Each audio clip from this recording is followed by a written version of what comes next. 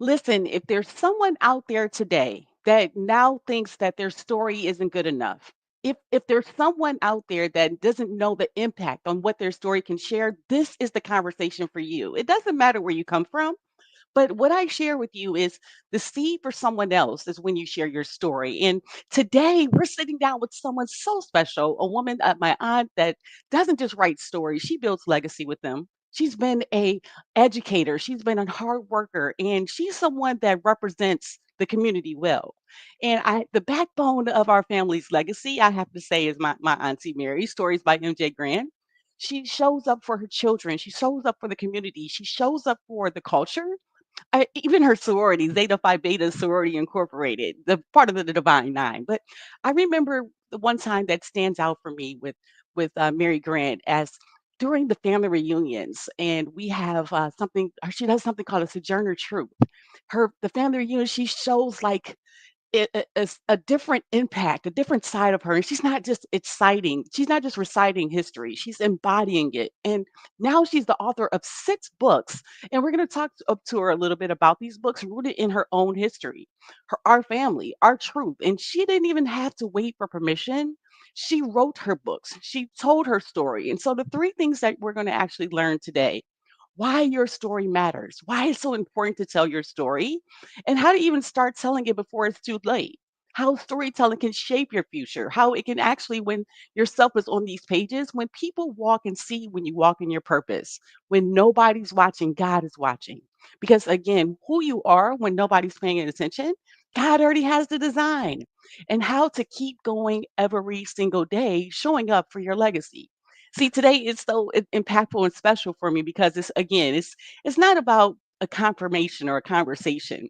This more so about legacy, valuing your voice, and what she's doing in regards to supporting for my 46 random acts of kindness, the live virtual conversations with Adrian Mays. If you've ever wondered if your past has a purpose, if you got inside a story instead of waiting to be told, this is the format. This is the moment. Because again, Mary Johnson Grant, an award winning educator from Detroit, Michigan, what up, though? And she's literally a workshop presenter and someone that is making an impact not only in Detroit, Michigan, but worldwide. So I am excited to bring my auntie, Mary Johnson Grant, to the stage. What up, though, auntie? Let me get you on here. Hold on, wait. Mary Johnson Grant, May May. Good afternoon. How are you doing this amazing afternoon today? I appreciate you. I want to start with thank you for showing up today and everything that you've done. Oh, So, thank are you? you for having me. I mean, thank you for having me Oh, and that great introduction. I hope this is recorded because I want to hear that again. oh, well, the truth, I can tell you anytime because again, the truth isn't hard or difficult for me to make up. But I think I really want to jump into the storytelling in general. When you first began writing books, as you've written 6 different books based on your own childhood, what did you teach about everyday stories? What did that teach you about your journey? Well, my journey, uh, I'm an educator, a workshop provider, presenter, and I'm a storyteller. So I was going around telling this story about, well, first I did Sojourner Truth, and I really enjoyed that. But the next time they say, tell a personal story. I said, a personal story. And I kept thinking, I said, And I thought back on my daddy taught me to read. My daddy taught me to read. I said, oh, and I go around telling everybody about how my daddy taught me to read. And this lady pulled me over. She said, you telling that story about your daddy taught you to read. Someday somebody gonna tell you your story. So I said, oh, well, I better write that down. So I began to journal and write and write and write and write. And it became a book. And I said, I never thought I would write a book. It wasn't on my, my bucket list. And so I published the book. The interesting thing about this story is I was in the 3rd grade and my teacher wrote a letter and told us to told my daddy, I had to write the letter actually to teach me to read. And my daddy had to teach me to read. Oh, I went downstairs and daddy would just push this fireplace. It was a beautiful fireplace. And he said, what's this word? What's this word? What's this word? And I tell him what the words were. And he'd tell me all these stories about my mother. My mother passed away when I was young. Well, I was in the 3rd grade. And And so I was kind of hurt, but the way he told me the story made me feel much better. And then he took her cookbook out, and it was all tattered and torn with collard greens and macaroni and cheese that she liked to make. And so I learned to read. And I said, oh, shoot, I can read now. I can read. And so I got to school. I'm from Dayton. I was raised in Dayton, Ohio. And so while in Dayton, Ohio, uh, we always like to go to the zoo, the Cincinnati Zoo. Oh, and my teacher gave me a note to go to Cincinnati Zoo. She gave me the note, and I said, oh, I'm gonna take this home. So I took it home, and I had said, Daddy, sign this note. So Daddy took the note and put a big old X on it. I said, my sister's name is Nancy. Nancy, why Daddy put an X on the note? She said, girl, your daddy can't write. I said, well, my daddy taught me to read. She said, your daddy didn't teach you to read either. I said, oh, you, well, I know she mean, but she's nice now as an adult. She was mean. So good. Thank you, Nancy, for showing up today as well for the support. And thank you, Mom. Appreciate you. But that's what it is. Oh, but she's wonderful now. She's a wonderful. She's, Don't get in trouble. You know this is live, Auntie. So, oh, that's another. so She's nice now. right, right. she, she, she was nice then too. She used to share when I asked her. She would share candy and all that kind of stuff. You know how kids are. Right. But she would. She made me understand. And so then I got the note sign. I took it to school, and I got to go to the Cincinnati Zoo, and then I got a award. I took that award home that night, and I slept with that award. That award was so wrinkled up. It was all wrinkled up for me, Lane. And I was so happy. And I went on stage and I said, "Thank you, Daddy, for teaching me to read." And he always, and the kids say, "How he teach you to read?" I said, he used to always say, "Fantastic, good job, gal. You doing real good. You're gonna be something one day." And I said, I couldn't perceive it, but that's my first book. My daddy taught me to read.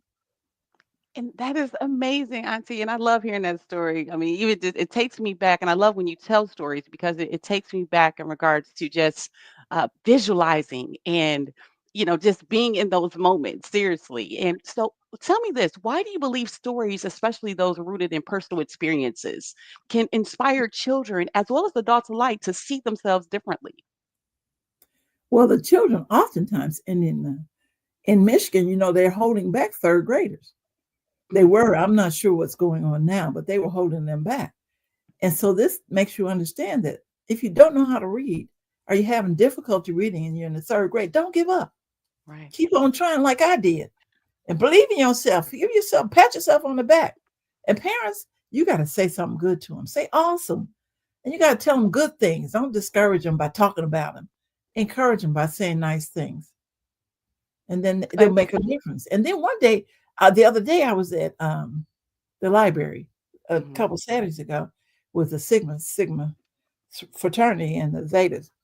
And a man came up, he said, my daddy couldn't read either. And that's what I get a lot. My daddy couldn't read. Mm. My grandpa couldn't read. Yesterday, I was at farmer's market. I go there on Wednesday. I went there on Wednesday, and a lady said, my great grandmother couldn't read, and she used to put extras on it. She didn't understand either what Mm. the extra was. But that's a long story. I don't think you have time for that one today. Well, I appreciate you sharing with that. And two, I was trying to bring up Dabs. You're part of Detroit Black Storytellers. Is that correct? Right, Detroit Association of Black Storytellers. Yeah, in Detroit. I was past president of that organization. We go around, tell stories at schools and community centers, libraries, and we go to. In fact, I'm a member of the national organization, and I Hmm. tell stories all over the United States, which is a great, um, something great for me. Oh, and that's amazing because you travel a lot telling stories as well. And that's one of the things. Then you just recently come back from traveling down south telling your stories. Is that correct? Or was that top I'll be teams? I mean, doing that. top ladies. You do so I'll be much. going. Well, that was in New Orleans. That was with Top Ladies of Distinction. I'm the president of Renaissance chapter Okay. in Detroit, so that's a So tell me. fun.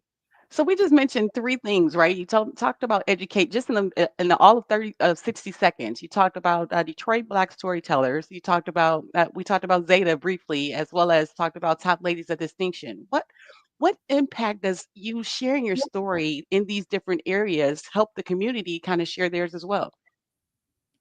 Well, the thing is that it brings the community together. Mm, One of the things that make people like begin a conversation is they have similarities and yes. differences. Like my other story, Floyd Beast Pond. My second story where I talk about Floyd Beast Pond. Hmm. Here's the second story. Here's the first one. Okay. This one is Floyd's story, and they have Mm, similar experiences. Fishing ponds in their backyard. Like Floyd, he built his own fishing pond, and so that brings a lead in for conversation. You got to have something to start your story with in order to get to know each other, and you mhm. have a lot similarities and differences in their lives. And so tell me this, Auntie, was there a moment when you realized your storytelling could reach far beyond the classroom and, even these different groups and organizations and even into the communities to help other people? Yeah, because I mean, I keep telling the stories, and the people, they're welcoming. They come up to me, Mhm. and then one of the good things is they come back to me and tell me, "I read that story, to my child, and this happened and that happened." That's it, and I like when they come up and talk to me, and that's a sense of like community because they're spreading the word. How important reading to Right. your child, reading yourself, you know, knowledge, you know about knowledge, right? That's Knowledge the is only weapon that they can't take from you. That's free. So yes. it's just the community needs to know that literacy is important. And if we don't do it correctly or encourage our community in literacy, then we're going to be in bad shape. So tell me this because it's funny doing these 46 reach outs for these live virtual conversations. A lot of people don't think that their story is enough. So what would you say to someone that thinks their personal story just isn't big enough to be told or even written down into a format like a book? Well, I just encourage them. Right. You don't have to write a book, just get a book and start writing your ideas down. It soothes your mind, body, and spirit when you can take notes on your experiences. It does something to you that calms you down. It's like meditating when you calm yourself down. And then you realize you read back over your notes, you said, I forgot that happened. I didn't know I felt like that. So that's Now, important. I know you're retired from I just remember days at Davidson Elementary, but I know you're retired Detroit Public Schools educator. As a kindergarten teacher, how much does that relate in regards to having that impacting those 5-year-olds for so long before even becoming an author? Well, I remember Davidson summer it's school. Well, you know what? I was at Burns. I transferred to Burns, and I tell I would I at the end of the day I always told stories, and I Mhm. was reading the books, and I felt as though they were just sitting there because they knew they better sit with their legs folded and listen to my story. Uh-huh. One day a parent came by and little boy, she said, "I'm here to get my child." Mhm. I said, "Okay, Johnny, you can go." No, I want to listen to Miss Grant's story. I said, "Really?" You're a bad boy. But anyway, want to hear my story. I said, "Isn't that special?" He made me feel so good because when your parents come to get you, you ready to go. Right, And I right. thought he'd be ready to go fast in a hurry. Mhm. He sat there and his mama sat over in the corner and she waited for me to finish my story. I said, Oh. "I must have something good. My storytelling must be pretty good." Right, and I have to agree, and And he was kind of rough now. I'm just saying. I was I didn't say that I was ready for him to go, but he he sat down quiet and he listened. I really appreciated him. But he wanted to stay and listen to my story. I said, "Ooh, must be something behind this storytelling." you never know who's listening on the way to your why. That's something that's huge just in the journey in general. And Amir, you've been an educator, an author, a storyteller, a mother, a wife, a auntie, a sister, right? For decades. Now tell me, what's one of the hardest struggles you faced in bringing your stories to life, and how did you push through those struggles? Well, one of the struggle, one of the good things I can go through to that is that it wasn't really a struggle, but it was a. I had the book called Floyd Beats Pond, Mhm. and my brother Floyd was precious to me. He would Rest in tell heaven. me, all, Yeah. he didn't have time for me before he retired. He never even talked on the phone, and Mhm. if he had a word, he had two or three, not many. But when he retired, he had a whole lot of words, and then he talk on the phone, and he called Mhm. you every week. He called you every other day and talk, talk, talk. Tell you this, tell you that. And so I said, Floyd, help me write a book. And so Floyd told me his story. True story. All my stories are true. So Floyd told me his story about when he was in a science fair project, he did and all those kinds of things. And this is a precious memory because he passed away last August. Mhm. It's been a year. I looked up and I think it was the 21st of August. They had a funeral for him. And so this is a precious memory. Because when I look at this book and I look at his picture in the book, because he was a politician, he was a this, he was a strong black man, and he believed in black rights, and African Americans should understand who they are and what they stand for. And I wrote this book, and at the funeral they were buying it. I didn't want to sell the book, but they wanted the book, so I sold the book. But this is a great memory. Now he's not here anymore, but he left his legacy in my heart. Because once you read the Mhm. story, you associate with him, you remember him. And two, Uncle Floyd was one of the first individuals when I went on this digital marketing journey about 3 years ago. In our family, him being the patriarch, he was one of the first ones that raised his hand and actually went live with me. And I will that just like that's something that Remember always will stay with him. me. And that's why I love doing these conversations because I'll always have a piece of Floyd B, and even if you in regards to writing the books as well. So like when you've seen many awards and accomplishments, but not the challenge. People don't see those challenges you have to go through along the way. What are some things that you want people to understand about the other side of the journey that makes you that people don't see? Well, I don't really know if I should tell you. I got some friends online. I don't know if I'm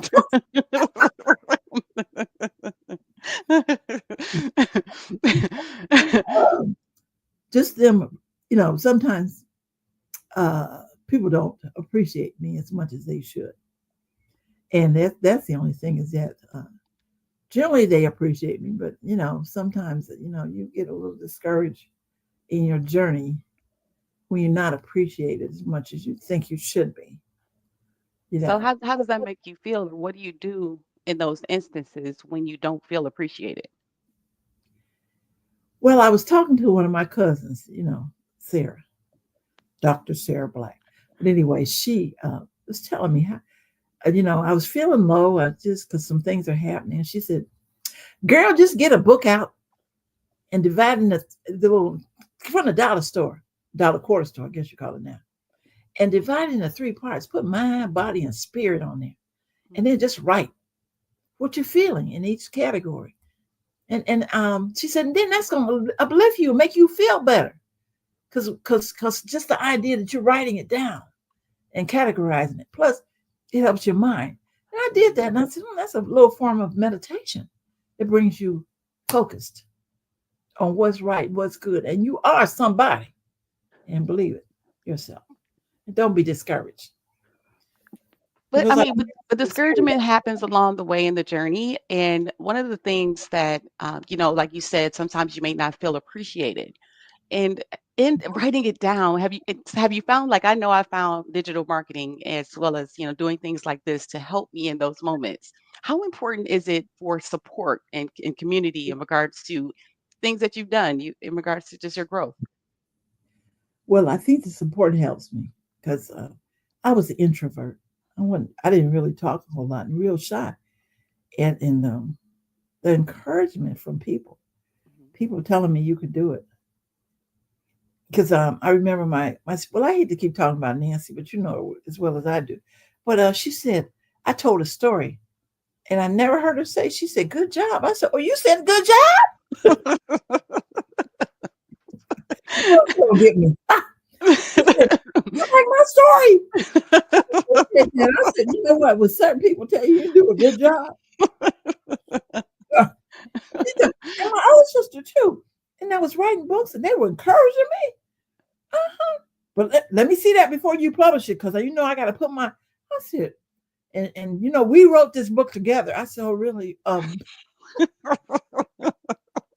don't know if I want to do this book now, but anyway, that encouragement makes a bunch of difference.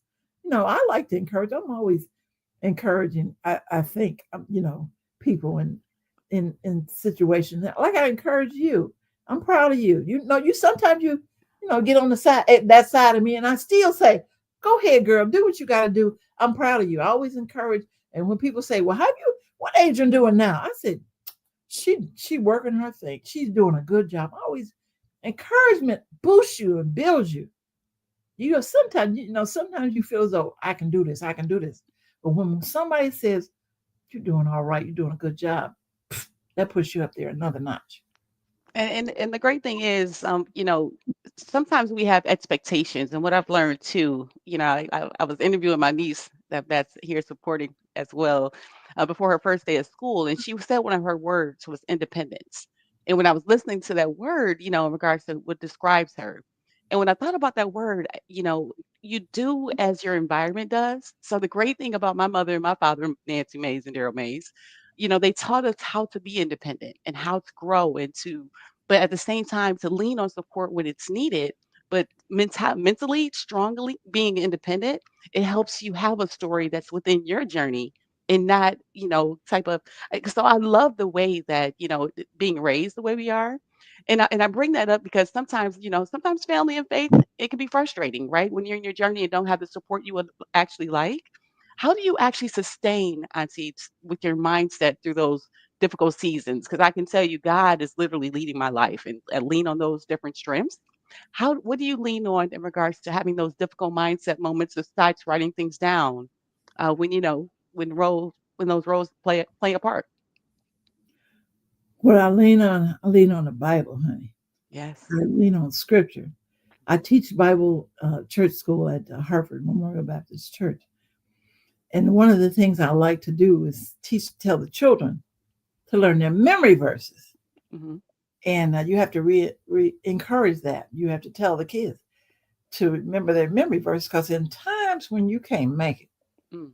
and when things are coming at you from all different directions, you remember your verses, like be anxious for nothing, but in prayer and say supplication and thanksgiving in your heart. Let your wishes be known to the Father, because you should pray first before you go and ask.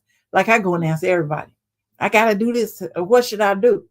I got to do this. What should I do? But what I should do first is pray and ask God for his guidance first Mm. before I go and be all anxious and all over the place.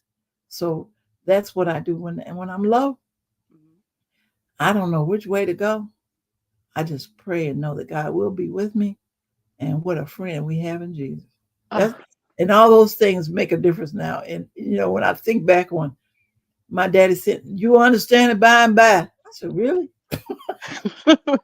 This too shall pass. That's one my mother always, yes. Yeah.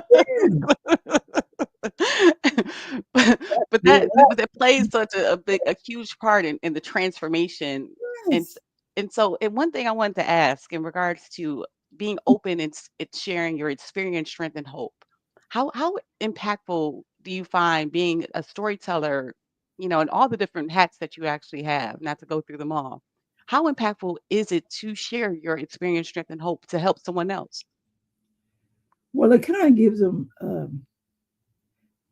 strength, Mhm. because when I tell my stories, I tell one story about when people pass away. When people leave, a lot of people are leaving.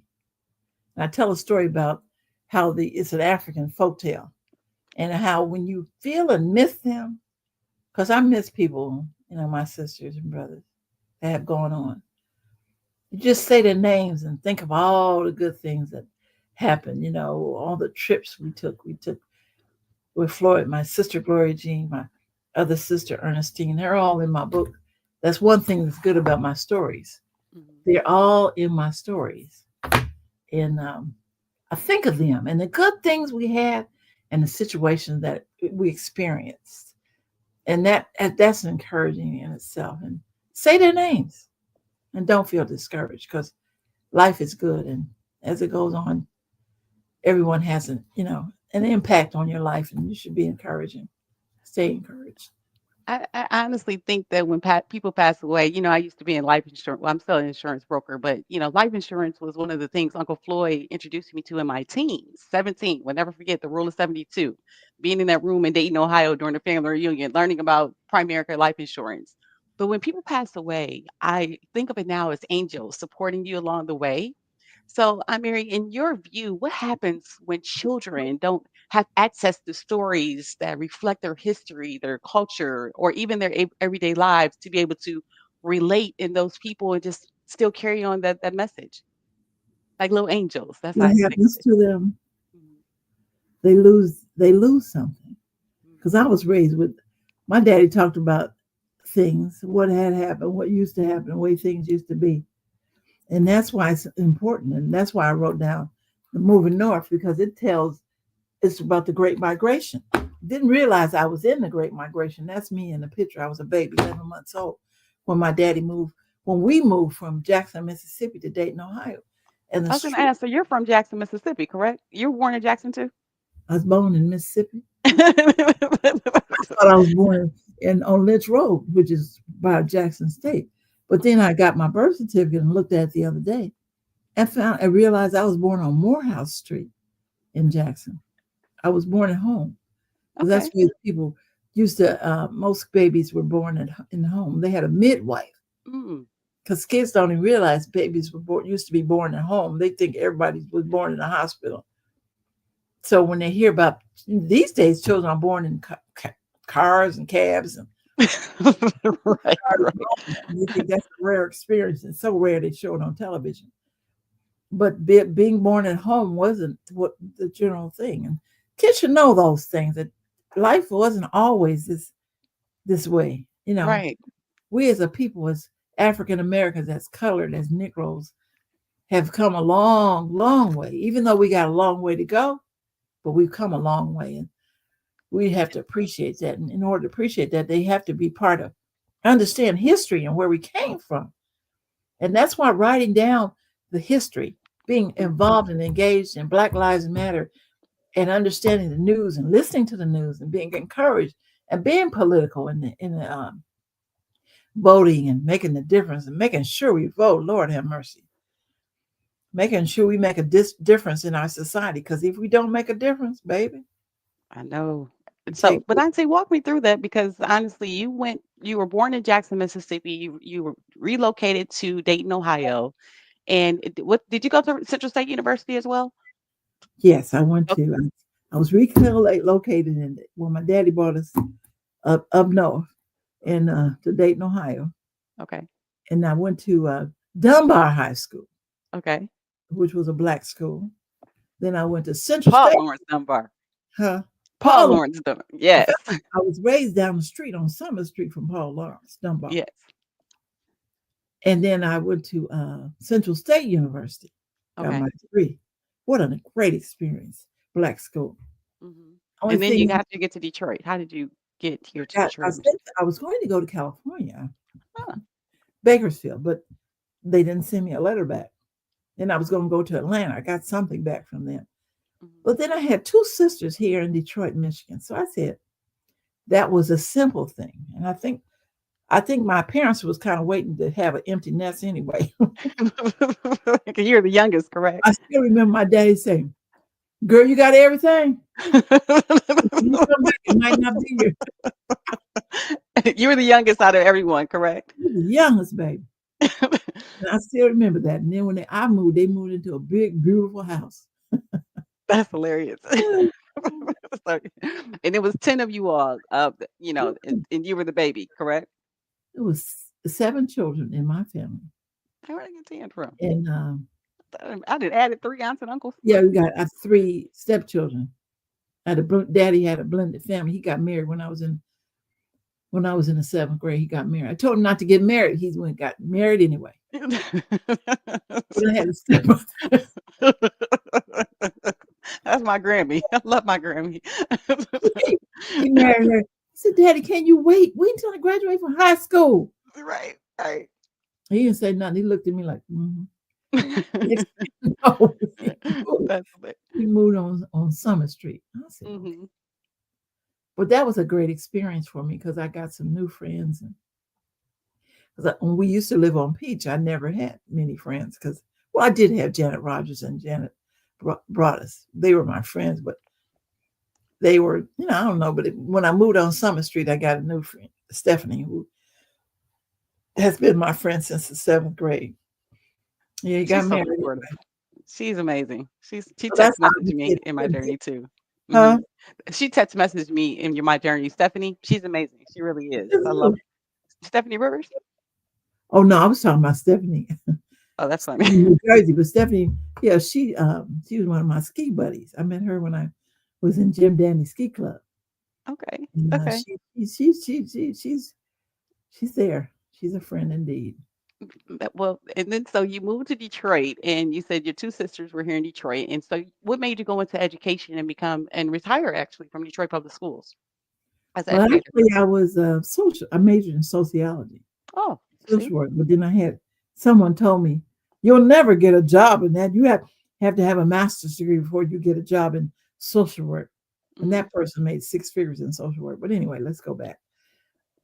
So I just figured the next thing was that I liked working with kids Hmm. and I was tutoring. So I figured that'd be a good way to, that's a good major. So that's why I majored in elementary education. Okay. Okay. And so, when you actually first walked through those doors as an educator, did you know that that was your calling? Starting with a degree in social work and it ended up being in elementary education. Did you know that that's what you wanted to do for the rest of your life and even retire? I was, You did real estate too, right? Auntie, didn't you do real estate? You I bought some houses? I remember now. love Burt going Road. out. I love doing that also. How did you know that was your calling? Well, I wasn't sure because when I came to Detroit, Mhm. I had a bathrobe and I was Black Lives Matter. I was black in heart. And they put me in an all white school. Mm, And they were talking about my friend, my buddy, and all that. And I was raised in a totally black school. okay. Elementary, black, high school, black, Mm, college, black, few white, it was diverse community, a little bit, teeny bit. So when our first job, it was an all white school on the edge of Detroit. Took 3 or 4 buses to get there. I had to ride the bus. mm, And I said, Lord, what am I doing here? I don't even, they had names. I'd never heard of these names. Kolonowski and Ski and Paskawaski and a lot of Polish names. And I mhm, said, I told the principal, can I transfer? After I'd been there about 4 or 5 weeks. He said, okay.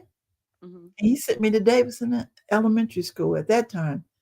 He sent me to Davidson. I drove up and it had the windows was busted. mm.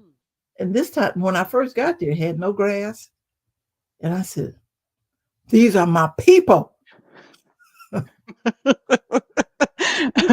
I had that reverse experience, growing up in Detroit, Michigan, and then I went to college. Well, in fourth grade, I went to St. Robert Bellarmine. So that was my first experience to an all-white school. It was only 9 Black children there, and so just in Redford, Michigan, it wasn't like I was far off. But when I went to Murray State University, which was in Murray, Kentucky, it was one of the best experience, though I can say, because again, now I understand the culture and being different and just being able to just be me regardless of what your skin color looks like.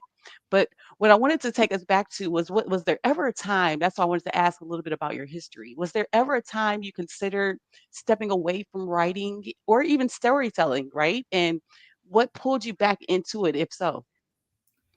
Well, whenever I give my presentations, when I write, like when I wrote My Daddy Taught Me to Read, Hmm. that's the last book. I said, that's it. I didn't think. And then I said, I meditate. And then I wrote the next book, Floyd B. Spawn. I said, that's it. I know I won't be writing any more books. And then I wrote My Special Jar. I said, oh, that was fun. I liked it. Then I wrote Moving North. I knew that was my last book. Shadows on Sunday. I knew that was my last book. And then I wrote the next book. Um, and so each time I wrote a book, I said, that's the last book I'm going to write because I don't think I got anything else in me. Because Mm. I've told all my stories about my life. People know my story. I walk up to people and say, girl, I read your book. Oh, that was nice. I went out the one about shadows on Sunday because I didn't want to go to bed and I made a big fuss and I was the youngest and they got on. And I got on their nerves sometimes and they treated me kind of mean, I thought. Mhm. And so I said, that's it. I'm not going to write anything else. When Then I God has a different plan, you can't do anything. then I God's plan, not yours, right? So that's one of the things that, I entrust in as well. That's hilarious. wait a But minute, I ain't finished yet. I'm not finished. mhm, mhm, yeah, I'm sorry, I And then said I it. was trying to, my cousin was doing this workshop and she said, you got your book ready? You got your book ready? She wanted me to families are forever. We always put that book in our workshop. And I said, girl, I can't I gotta rewrite that book. So I had to rewrite it. Her workshop was in March. I said, you know how you write a book? When you write a book, you write some more, you write some more, you write some more, you write. And I said, well, then I said I wasn't gonna write no more anyway. So then I write family. I took this is a third edition of Families Are Forever about families are forever. But I took a turn on this book to write it so that it's African centered, that we know who we are as African American people. And you change your name in this book, an African name. And in Africa, in Ghana, the Akan people, they have names and they mean what day you were born on. This book tells you how to write, how to figure it all out. Because remember when we had those family reunions and we dressed up in African clothes, and then we even and the one in Dayton, we had the African music. We had fun. We enjoyed, and it also brings about a conversation. So my books just inspired me because I said, "This is my probably the last one I'm gonna write, girl. I don't think I got. I don't have nothing else in me to write. I can't even think of nothing else." I can because I have a question based on what you just shared. So you remember we just had the family reunion, and you said and I mentioned to you that Unika just came back from Morocco, Africa, and you were telling me a little bit about Africa. Tell me a little bit. You said you been to Africa, even the outfit that you have on, right? It's African garb. But have Yeah, you we been to did. Africa and what part? What's the difference? I wanted to honestly ask. When I Where's hmm when I the first trip I took, I went to 5 countries. I okay. went to Timbuktu in Mali, Hmm. and I went there, and it was such a it was I rolled it on a plane. It was rocking like this, like a. It was about 6 people on the plane. I never. Oh, I was so scared. I didn't know what to do Hmm. because it was. But I got to Timbuktu, Mali, and my people, they treated me so nice. When I was in Hmm. Senegal, they treated me so nice. They did. I looked like just like they look. So they waited for me to open my mouth, and so I tried to talk very proper when I Uh-huh. talked. So and then Uh-huh. I went down to the language. I can speak like I'm from Africa. And so I started talking like that. They didn't know where I was from. I had 5 countries that I went to and I enjoyed it. Cote d'Ivoire in the Ivory Coast. I went bowling. I said, "Oh, y'all bowl here?" Oh wow. They have so many preconceived notions of Africa, but it was so great that I went back to Senegal after I had come back. I went back to Senegal and came back and got married. No, I went on the trip to the 5 countries, came back. Yeah, then I came back. I went to Senegal, then came back, got married, and then I went back to Africa. So and with Thina, my cousin, my niece, who's not cousin, went to Ghana. And what I'm saying is, was an experience that changed my life. Mm. It made That's me feel like I was somebody. I saw these people in Africa, airplane pilots. I mean, it was 2 of them, not one, 2. I went to the bank, the president of the bank. I said, "You're the president?" "Yes." "Will you come over? I will have you come over to my house." He invited us to his house. He did a great big house. And then he mm, came to a big old dining room with all this good food. And we started to eat with the forks and the spoons and knives. He said, come back to the back mhm. room. We all sat on the floor and they started reaching in this bowl. I said, "What y'all doing?" Right. And I said, okay. So I'm sitting there and I said, okay. Mhm. And so they said, do you need that spoon? I said, yes. And my friend Erna was with me. She lives in Africa now. And Okay. so they gave me a great big spoon, mixed it, and they were squishing around with their fingers. I said, mm. So I went over in the Mhm. corner. I kind of got me a little bit and put it on the plate. And I sat there. And Erna, my friend, she was just acting like she was from Africa. She was just squishing around in the bowl and just Right, right, right. my spoon in them. Anyway, it was crazy stuff. They gave us gifts. Here, take Mhm. this, take this, take this. And in Africa, you have to take what they give you. Don't say, I don't want this. That don't Right. fit. You just take it and move on. But that was one that changed my life. When I came back, I did everything different. I thought I Mm. could do something. Mhm. I thought I could be somebody. When you've been around people like that, look like you in groups, not one or two, but groups, and the kinds of things that those people exposed me to. Riding the train, the gazelle through the country, Mm. seeing the different kinds of African people, and all through it was just going to Ghana, Ah. the marketplace, La Mache, seeing my people Mm. bartering. Oh gosh. When I came back, it changed my life. I said I'd never go back to school. I went back and got second degree in certification in administration. Mhm. And I said, I'm somebody. I can be whatever I want to be. 'Cause I was always thinking administration was terrible. I can be Right. an administrator. I told one lady I can be a minister. She said, yeah, right. I said, oh, you should have never told me that. They question whether I could do something. I'd do it. I know that's right. I know that's right. And even with the book process, I remember when you were writing your books, and sometimes you dealt with adversity in regards to like people in general. But I really want to touch base in regards to, do you still do the Sojourner Truth? Do you still do your do you still do those? Do you do those impressions, Rosa Parks? You did that? Ain't our woman do Rosa Parks and Rosa Parks, Sojourner Truth, Nina Simone, and even when I got on the stage at the down at the International House, I Uh, did Nina Simone. And when I get in the character, yes. I began to scat.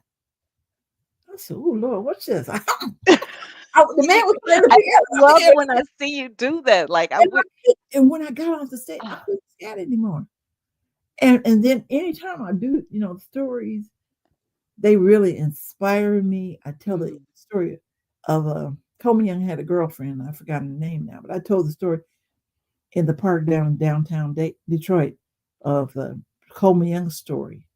And I've just told a lot of stories all over the city of metropolitan area. But no, Sojourner I Truth is my remember when you what about Black Bottoms? Remember when you did that in Dayton, Ohio? We went to Black Bottom, and you told the stories there? Like, I pay attention. I so, it's why hog is bottom. it urgent? Hold it. It's hog bottom. Hog Bottom, excuse me. It's where the minorities had to stay because in terms of integration, Okay. they all had to stay on the west side initially, and another side of the city of Dayton. Mhm. But they gathered because integration, you only can live certain areas, and once you move out, and still going on today. Once we move into areas, the community generally transitions, and it's just the way it is. That's the way things are. And we lived in Hog Bottom. Hog That's Bottom. where my daddy moved when we came from Mississippi. He moved to Dayton, Ohio, in Hog Bottom. He built a house across the street from Mr. Bennett's farm, and he bought a baby pig and a piglet. And that's in my story, moving north. And the pig, it grew up, and I didn't realize how much hogs cost. When a pig becomes big, a hog, they cost a lot of money when you break them. He made money from that, because he built the house, and my brother Floyd, in the Floyd Beach Pond. No, in the moving north, it tells you how he wrote the architecture for the house we lived in, so that we could build part of it, so it could be approved by the city of Dayton. Mm. But yeah, hog bottom. Hog Wild, and I that's don't why I know. had, last month, I had Willis Blackshear, WJ, Oh on yeah, the senator. and That he's was good stuff. from Dayton, Ohio, and Mhm. born and raised next door to Aunt Gloria White, which is Yeah. your sister, and just listening to and then remembering, like I said, when you went to Hog Bottom and did your presentation and learning the Yeah, he didn't history say there, what and bottom. seeing WJ now and the work that he's doing Yeah. in as a senator, and I'm saying it out loud again, the future president, because the way that he actually moves and inspires others is mind dropping, honestly. So, I mean, I wanted to, but definitely be respectful of your time because I truly appreciate your time and everything. So, if there was one lesson that people listening to this conversation here today, would that one lesson be that you would like to share with people before we go into the top 8? Would never forge on with your life. Be the best you could be every day. Hmm. You know, I used to carry a poem in my pocket, and just say something that inspires you every day. I see online on my text message, everybody's sending me stuff. Do this, do that. The Lord be with you. Pray. You know how they do those kinds of things, but have something in you, within you daily that motivates you to be happy. Because every day is a good day for me. And when I lay down at night, I say, I know, good thing we got morning. Because I always wake up happy. I Oh my God. always wake up looking forward to a new day, a wonderful day, an exciting day, an awesome, awesome day.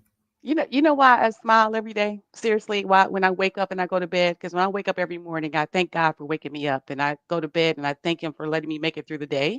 It's because we have people like my cousin, Jabari Weston that passed away, that doesn't have the opportunity to do the things that we can do, and you don't know what life has to hand you, but God has the last word. And I just look at my angels that He's has set around me, and He wakes you up every day. It might be rough. It might not be what you want it to be, but I'm going to share a smile with someone in random acts of kindness. And that's literally what I want to continue to inspire in doing things like this. So I want to know, like, for what would you share as being an author of 6 amazing books? That's amazing feat in itself. Of someone that just maybe hasn't started to pick that pen up yet. What's something that you would share with them that has that fear to help them face everything and recover and get through it, to actually start writing it down? Well, it seems like every time I go out selling books, a whole bunch of people there selling them too. So I'm gonna say write your book. But I'm gonna tell you.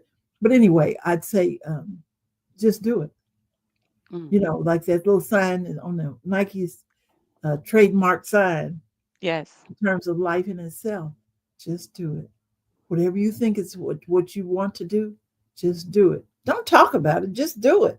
Sit down, think it through, and get it done. And, that's why when I wrote the first book, Mhm. I had retired. And I said, oh, I remember when my daddy retired, he sat for a whole year. He was so happy.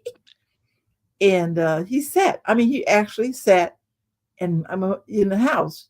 I Mhm. don't remember. He went to a garden sometimes, but he did not move. But when I retired, I kept working. Mm. I kept going to schools, and I was in a Yes Foundation. I go around and tell stories, and I said, "What's wrong with me? Why don't I retire and just sit up somewhere?" And some people I know haven't been in a school since they retired, and I went working, trying to help the schools and trying to do this and trying to do that. I still volunteer in Schultz Elementary School. I joined an organization called the Optimist Club, and Okay. at Schultz Elementary School we have the Junior Optimists, and we're starting our second year up. And I'm working in the school, and I said, "What's wrong with me? Can I see?" It's so funny. I was talking to my mother the other day, and she was talking about where did I get this from? Like speaking. I remember even at Harvard when we had the Optimist Club and oratorical contest in the 5th grade, just being excited and just being the best version. And this is just what happens 40 years later, right? When you get an Adrian Mays. So, how can supporting your work and spreading your word about storytelling help continue your mission of educating and inspiring others to be their authentic self? Well, I think storytelling helped me also. I remember in high school, we had a speech class, and I got up and my knees wouldn't stop moving. And when I told stories, it encouraged my personality. I was an introvert, like I had said. I never really talked. But then I got around storytellers. I don't know if you've ever been around storytellers before. I've been to your storytelling with That's your all they right. do. You all are yes. And they tell stories, and you can't stop them. Because Even we my assistant coach from high school is this part of the story. Tony, remember? Oh, yeah, he talk a Yep, whole the lot. basketball coach. Tony is a storyteller, yes. He can We talk. might yeah, long-winded. They Yes. long-winded. And so it'd be a if you wanna be in a conversation, have you ever sat with somebody, if you wanna talk and be part of it, you Right, better say something.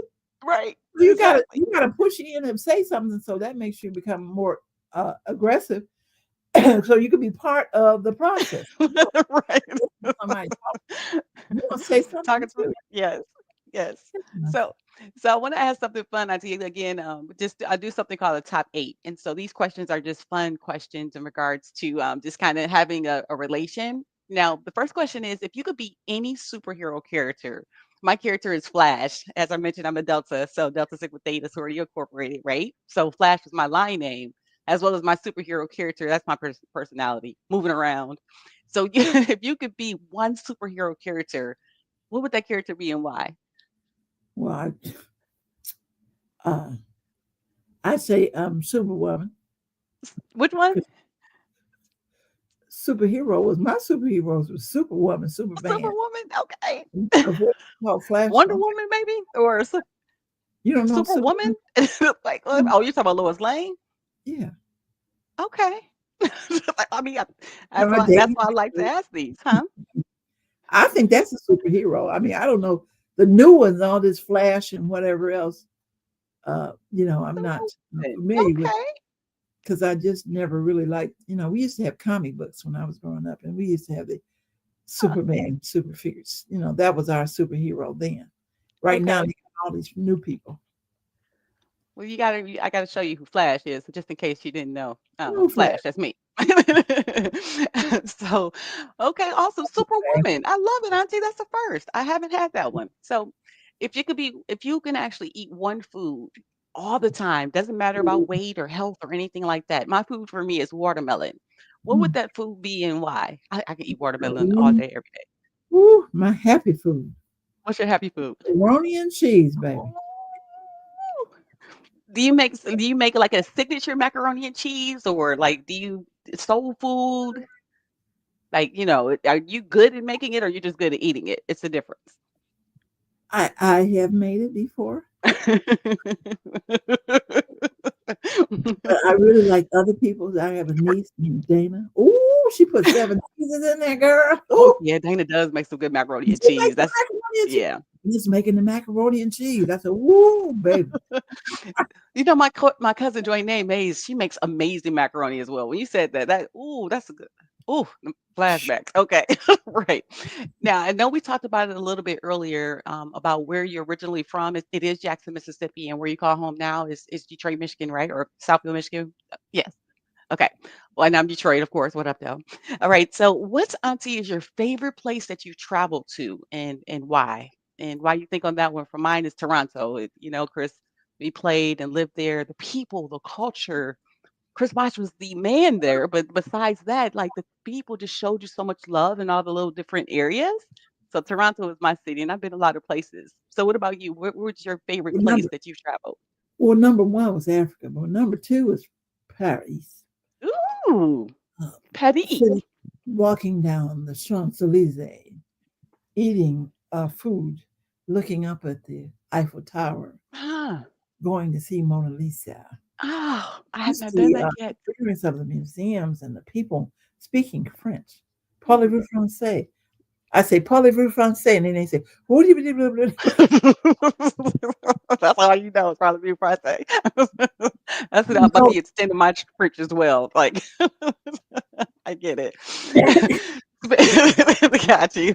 I love it. Now, the next question for you is what day, season, or holiday is your favorite or the most that you look forward to? Now, mine is November 20th, 2023. Not only is that my sobriety date, because I am 21 months sober, it's also my cousin, the one I talked about, Jabari Weston's birthday. And so my sobriety date is Jabari's birthday, rest in heaven, cousin. It's always something that's gonna stay with me as I just take things one day at a time. So it used to be with my foundation, right? Christmas and Thanksgiving when we do our random acts of kindness giving efforts. But my sobriety date is like a rebirth, a new Adrian, being authentic and just helping people along the way. So that's my day. What's one day that you would stand out for you in regards to holiday season or even a date? What I like summer. Mm, I love summer because of the long days. mm-hmm. You get up in the morning and it's light outside. You can stay out all evening until about 9:30 at night. It's light outside. You can have fun with the weather generally when it's warm, not like when we had 90-degree weather, but Right. when it's like 80s and 70s. I love it. I Ah, love summertime. It's a wonderful time. I just like to go down to the Eastern Market and just sit, look at people. Sometimes I just drive down there and have fun watching people mm-hmm. spend money. That's the worst thing. I always buy something. But the thing is that summertime, summertime. Oh, I do love the summer. Or you can move to Texas. Like when I lived in Dallas, it was summertime almost all year round. So Winter year round. I like winter. you like the I four like winter. seasons? I used to ski. Okay. So I like the snow Ah, mountains, and all that, the snow. And I like the fall too because I like the winter leaves falling from the trees, and I like to listen to music and while I'm driving and jazz and mm. look at the leaves falling through the air and floating through. Kenny G playing his horn, and I just love fall. I can't wait to introduce you to Dr. Lieberman. He was on yesterday and he just wrote a book. The way that you just took me there, drive and listening to Kenny G. The way he was describing the potato fields in Weeksville, North Carolina. I'm going to make that connection. I told him that this morning of you too, to tell these stories. They're so vivid. I just see the pictures. But anyway, so Auntie, if you could recommend one book or movie that stood out for your mindset. For myself is Robert Kiyosaki, Rich Dad Poor Dad. They don't teach financial education in the schools, and that's so intricate in understanding how money works. Do you have a book or a movie, and we'll talk about the movie too, that stands out for you in regards to just that, your mindset? Um, a movie or a book? Let's see. Yes. Hmm. Well, what can I say? I can't. Maya Angelou wrote a book about the Hmm. rainbow, and she talked You said about what was it called? I'm sorry. the rainbow. It's Okay. in the book is about the rainbow, and it Okay. helps. There's a lot of details in there about the self-esteem and believing in yourself and things that you should believe in.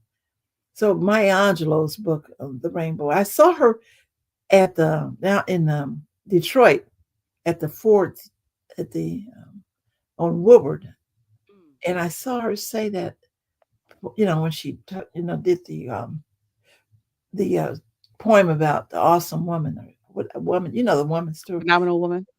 phenomenal woman, and Yes. she has a collection of poems in her books, and the Rainbow is one about building your self-esteem. But that's the only book I could think of that I liked and enjoyed that resonates in my head Mm. about Maya Angelou as she talks and she reasons and she makes you understand what is and what isn't, how to feel and how not to feel, and I what's I good. I yeah, that is I remember on Minnie that passed on Minnie Johnson. She passed away and she met Maya Angelou. And when I was doing for her obituary information, just she was doing rebuilding. It's, like I'm doing with this digital journey. But Maya Angelou was able to smile and cry at the same time.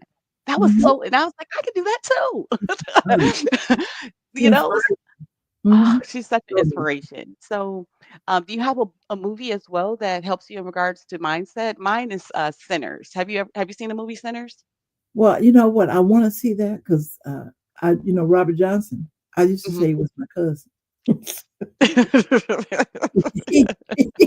Uh-huh. I'm gonna look at that movie because the movie is a little different than I read the story of Robert Johnson because I was trying to play the guitar.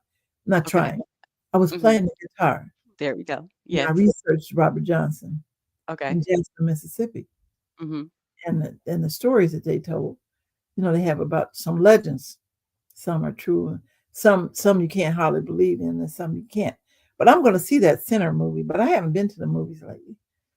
And I it's on Amazon now, so you don't even have to. It's the comfort of your own home. But the one thing about the movie, I won't give it away since you haven't seen it. Only thing I'm going to say about that is you have to invite people in and train people how to treat you. That's all I'm gonna say. So you'll know what I'm talking about when you the see the only thing movie. I'm going to say to you is read real Robert Johnson when you research because I'm not sure that because when there's people, I was at dinner or something. They were talking about sinners. I Mhm. said, "What are they talking about?" So I'd like for you to get some background on Robert Johnson before you listen to that. Well, I already seen the movie, and I was talking to somebody about that I'm as just well. You telling know you how, that like, that's people a have movie.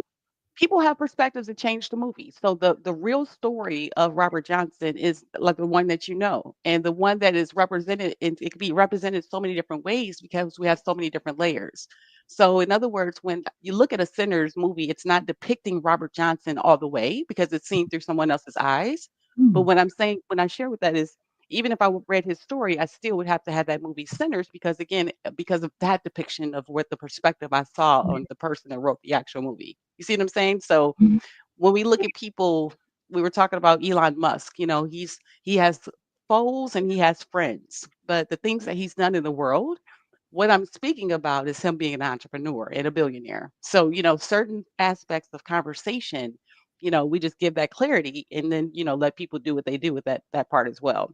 So the last question I have for you, Auntie, if you can actually describe one word in regards to your brand, of everything you've done, my word is resilience.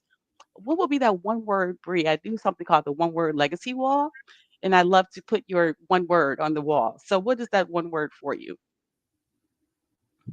Awesome. Awesome? Why would you say awesome? I just think that it's an encouraging word. It's a word you Okay. say when something's beautiful. It instills value within Hmm. the person to encourage them, to make them feel like they are something, Okay. somebody, and to move forward. Awesome. I love it. Awesome. Okay, awesome. That's so you will be able to be on the wall for awesome. So I love that. I'll write that down. So the last question for you, Auntie, and I'm gonna let you get back to your day. If you could go back and touch young Mary Johnson on the shoulder and give her some type of experience or some type of advice on life, what would be that actual advice you would give to young Mary, tapping her on the shoulder to Well, with all first, the experience you've been through? Yes. because I was such an introvert, I Yes. jumped because I wasn't sure what, because I was so unsure of myself and unstable Mm, and not thinking that I could be anything. I just, what I'm saying? I just was so shy and bashful and never said anything to anybody. And I would say to her, "You're going to be like my daddy. You just wait, gal. You're going to be somebody special. mm, Don't, don't get discouraged and don't, because you're not going to be the same. You're going to be friendly and you're going to get to know a whole lot of people who are going to be your good friends and encourage you. And, that's what I would tell myself, you're going to be somebody. You're going to be special. Everybody going to know who you are. And they're going to come up to you and act like you're their best friend. Act like they're my best friend. I met a lady Wednesday and she said, "Hey girl, how you doing?" I said, "Good." But that means you have that type of personality, right? So that's a Some good people thing. know that I appreciate everybody. Right, right. But I didn't know, I didn't remember her. But as long as there's God's child, that's how I look at it now too, especially in this virtual world. You meet and connect with so many different people, but if God puts that person in your presence, he doesn't make mistakes. It's all in his design. So I just look at it as a blessing that, our paths cross. So that's kind of how I look at those different people. But before I let you go, let people know about where they can actually invest into your book, how they can actually be a part of, your journey if they wanted to book storytelling or anything else. I have the website that you have up on the screen, but Good how would job. they get in contact with you if they want to book you for a workshop or to have a storytelling event or even to invest in your book? Okay. Just go to my name, Mary Grant, 1915 at gmail.com, or look online on the internet, Mary J. Grant, and my name pops up and you'll find my information. And I tell stories and go to schools and here I am telling Maya Angelou. And I go to schools and talk to kids, churches. I even told stories at funerals. Mm.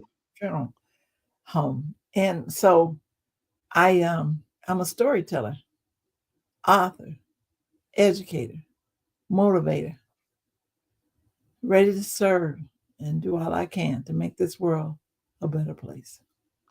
What's one thing that you want people to know about Mary Grant that I haven't covered this in my conversation, or it might not be on your website, or might not even be in social media that would help inspire someone to just make it, their journey amazing as well?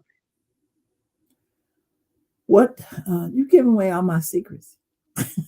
That's what God tells you, is to give it all away. That your experience, strength, and Say hope that is going to help question one somebody more else. time.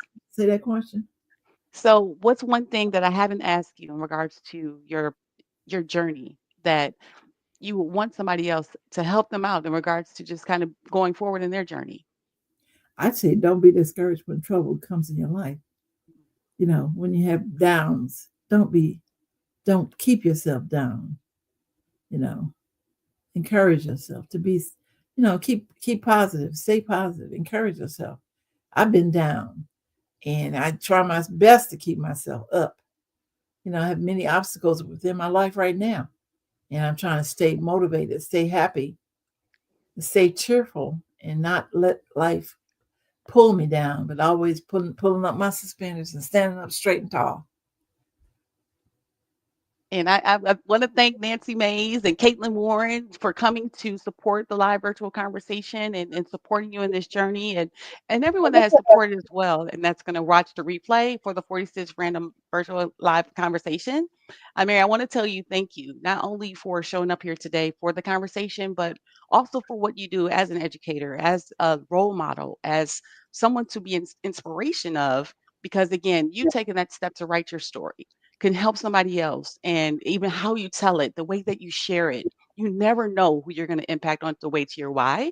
And you've impacted me this short 45 years. I still have flashbacks when we go into Detroit Science Center in the Volvo and just piling into fire, going to the fireworks when Uncle Vernon having to. I was unforgettable. So I thank you for all of the inspiration, Mary, that you put in my journey to make who I am as I'm on this billionaire journey to help other people along the way. And I want you just literally just stay on the line. I want to get a testimonial from you, but I want to go ahead and do the wrap up as well. But I just want to thank you so much for your time here today. Yes, but I had some people calling me and trying to figure out how to get on the show. Now, if they go on Facebook, you just look under your name, Adrian Yes. May. Yep. So the replay is going to actually be, and I'll put it up on the screen here, but you can go to at Adrian Mays, which is my Facebook, YouTube, or LinkedIn. But the replay is going to be available by going to cccelevateyou.com/live hyphen birthday. So all of the 46 random acts of kindness that of real people, real stories, real legacy leading up to September the 5th. I'm going to have all of these stories in regards to just people sharing their authentic story and providing kindness and connection and storytelling that's going to change the world with Adrian Mays leading the actual venture. So this conversation that we're having here today, I'm going to actually have on my birthday, September the 6th at 8 a.m. All of the people that are actually saying yes to these live conversations. I'm going to launch my actual blueprint training to help other people tell their story. So this is just like the beginning, and you can actually go as well to hear your story. As you can see, I'm going to put the replay up as soon as we get off. When you simply go to that website, at any point in time, even after my birthday. It's going to be a part of my legacy and part of my journey that these people saying yes along the way have, included themselves and growing and building this billionaire brand. So I appreciate you. I know I'm continuously, I have so many people now that to get updates. I got some great confirmations. I was just telling you, and it's a journey that God put me through. Just hearing I'll let you go after this, hearing the founder of James Mays Printing. It's so funny, me and my sister's last name, of course, her Mays, and Dana used to have this sticker, Mays, right, from Mays Printing back in the day. And I spoke with him this morning, and he was telling me that he went to the museum in Washington D.C.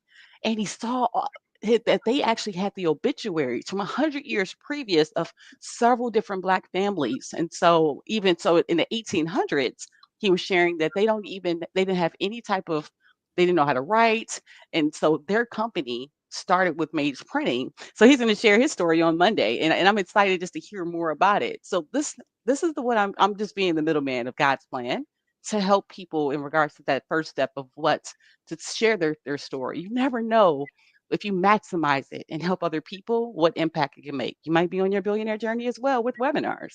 So that's my whole purpose and the why behind it to help other people. So, Auntie, thank you again, and that's how people will get the replay. And I'm gonna let you. Let me do my wrap up, and I'll come get the testimonial from you. Okay? Give me 1 second. Ah!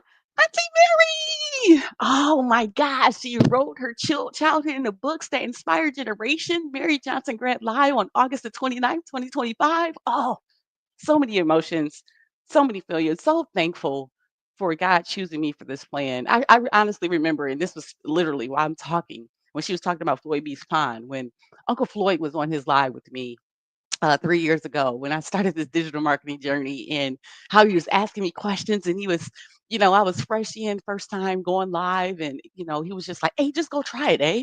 Just go try it. And I felt his spirit, I just felt his spirit while I was doing the live with their baby sister, just cheering her on along the way. And I'm just so thankful that God chose me for this plan.